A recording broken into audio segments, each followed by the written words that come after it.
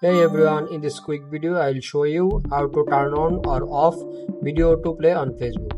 Let's get started. First open your Facebook app and tap the three lines menu.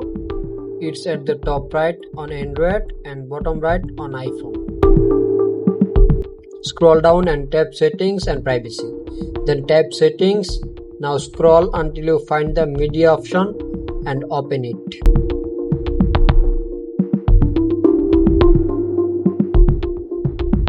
Inside media settings, look for autoplay. Here you will see three options: on mobile data and Wi-Fi, on Wi-Fi only, never autoplay videos. Choose the one you want. If you want to disable autoplay, select never autoplay video. And that's it. If this video helped you, make sure like and subscribe my channel. Thank you.